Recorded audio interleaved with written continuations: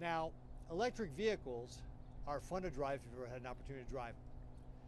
But this is a top-down, government-mandated solution to how we reduce our impact on the environment. And it's going to have unintended consequences that are going to hurt American families. For example, there's really 4 key takeaways I want you to take away from this. One is that EVs cost on average last year $53,000. The average low-income family spends $12,000 on a car. And owning a car, especially in states like mine in Nebraska, that's a pathway out of poverty. That's how you get to your job. And so it is going to harm our families from being able to pursue the American dream. Also in states like Nebraska, we're rural. And we have a lot of cities that don't have chargers. And so it's going to make it difficult for those families to be able to get to their jobs. We have some cities that are 45 minutes away from the nearest charger. Also, when you hit cold weather, EV batteries lose their charge, which means that you're not going to be able to get to your job very easily. And certainly when you talk about agriculture, on a 95-degree day, you just can't pull over for 3 hours and charge your truck when you're hauling cattle. So it's a big deal there. Also, this is something that there is no plan for. The Biden administration has no idea where they're going to generate the power or they're going to do the transmission lines.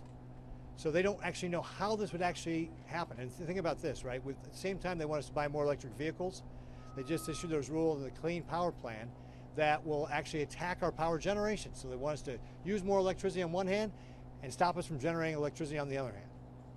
And finally, EV batteries take critical minerals, rare earth elements. And China produces anywhere between, or processes 60 to 80% of these. And so I'm looking around, I'm seeing a lot of young faces. For those of us old enough to remember the Arab oil embargo, we remember what it was like to be energy dependent on a different area of the world that wasn't too friendly to us. Why on earth would we make ourselves dependent on our chief adversary in the world, the People's Republic of China? So, as Pete Ricketts, Senator of Nebraska, I'm joined by my colleagues, Dan Sullivan from Alaska, John James, and also Russ Fulcher, who unfortunately, Russ got caught into a committee. He can't be here. But we are introducing this bipartisan Congressional Review Act to block the implementation of this delusional rule. I promised Nebraskans that I would use every tool in my toolbox to fight against this delusional rule to be able to protect their jobs, their quality of life, and that's what we're doing with this Congressional Review Act. And with that, I'd like to turn over to my colleague, Dan Sullivan. Well, thank you, Senator Ricketts and Congressman James. Good to see you, sir.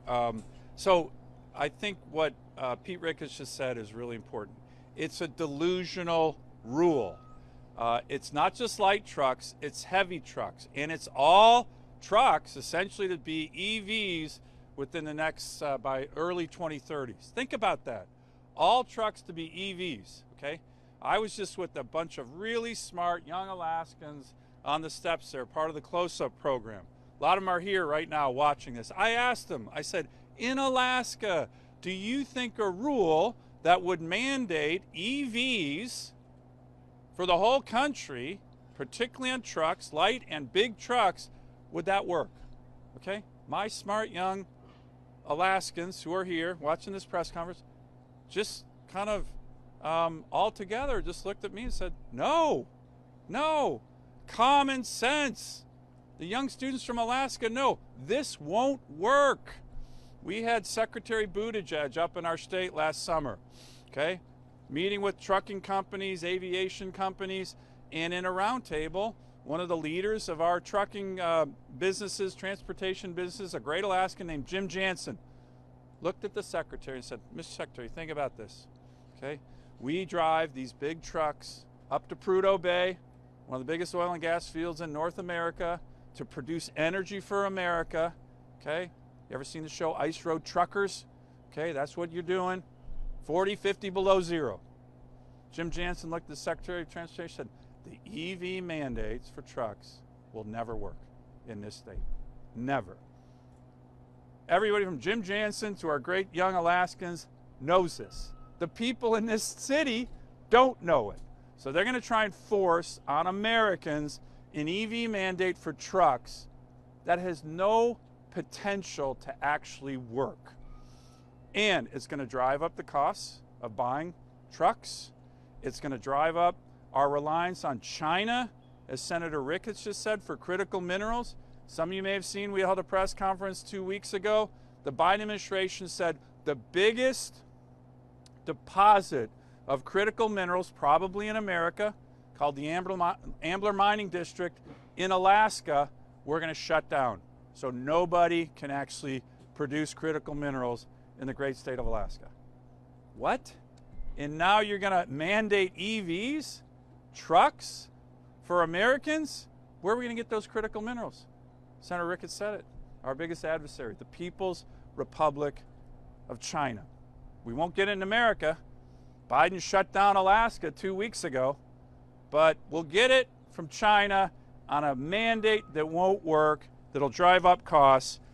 I just want to finish my remarks with a statement from the Owner-Operator Independent Drivers Association President Todd Spencer about this. Here's what he says.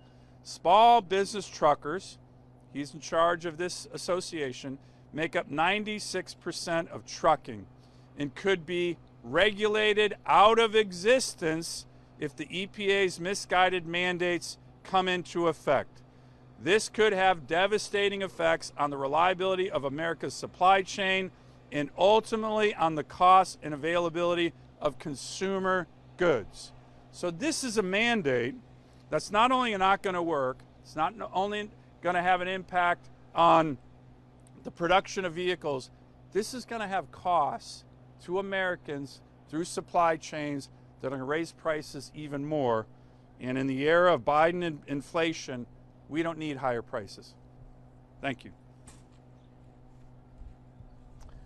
Thank you, Senators, for your leadership. And I appreciate the opportunity to speak here on behalf of my constituents and where most Americans are. Let's just put this plainly. Republicans and Americans are about choice. We believe very strongly in energy choice, in all of the above approach. If wind works, if solar works, if hydrogen works, if nuclear works, we should be deploying the full resources of the American economic and energy might to keep prices low and to keep our adversaries at bay. Republicans believe in school choice because we believe that when you give parents a choice, you give children a chance. And we also believe in vehicle choice. We believe if you want a hybrid, get a hybrid. If you want an EV, get an EV. But most people don't have those choices. Most people don't get to pick and choose that they get to spend $53,000 on a new EV. Last year, as Senator Ricketts mentioned, the average price of a new car, $12,000. Well, since Bidenflation over the past 3.5 years, American consumers are spending nearly $1,000 per month for basic essentials. You do the math there, you've priced out the lowest income people, not just from physical mobility, but socioeconomic mobility. The very same people that this administration is lying through their teeth saying that they protect, they are literally putting in policies and procedures that crater the lower and middle class. They're asset-limited, income-constrained employees, working poor people in my district who need a method of conveyance to take their children to school to get to their second shift of work.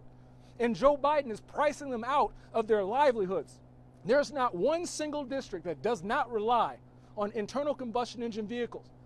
And this is not an either or, this is an and both. We must protect our environment. We must make sure we have clean air and, being from a Great Lakes state, clean water. But we have to do so in a manner that doesn't send our people into poverty. We must do so in a manner that is responsible. And this administration has shown that the only consequences they care about are elections in November. That's what this is about.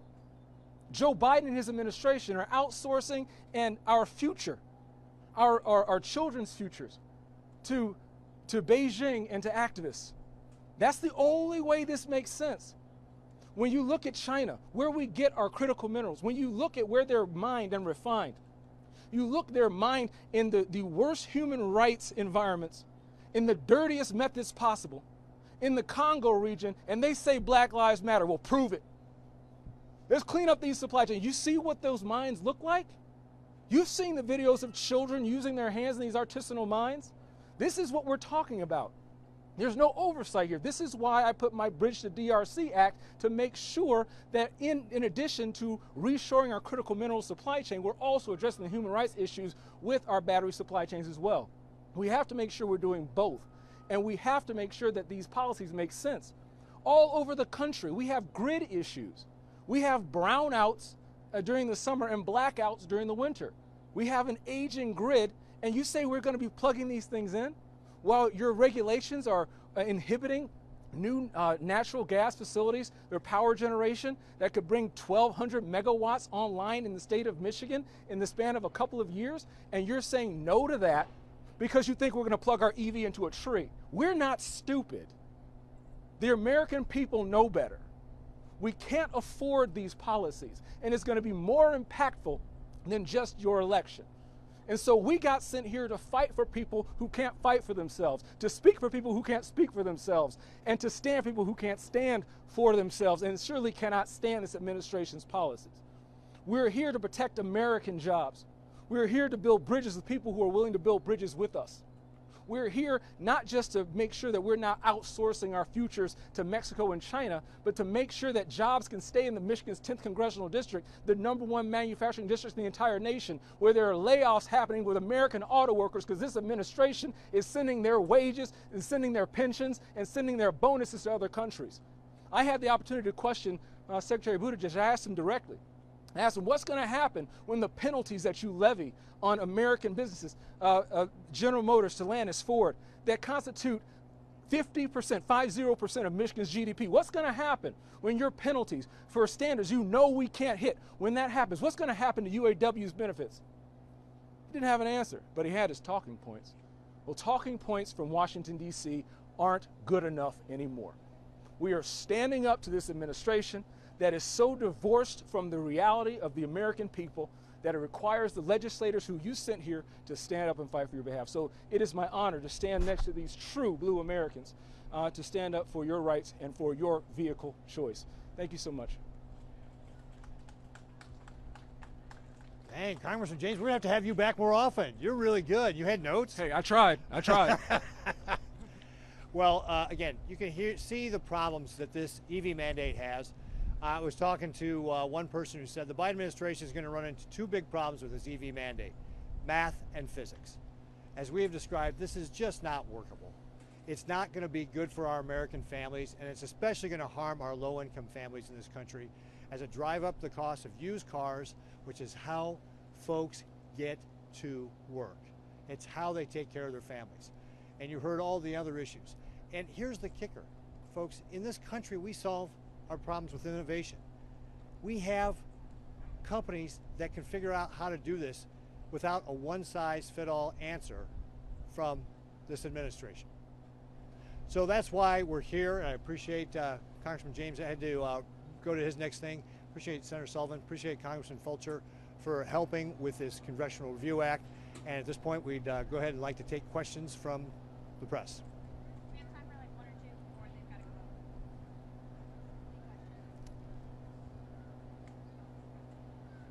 Yeah.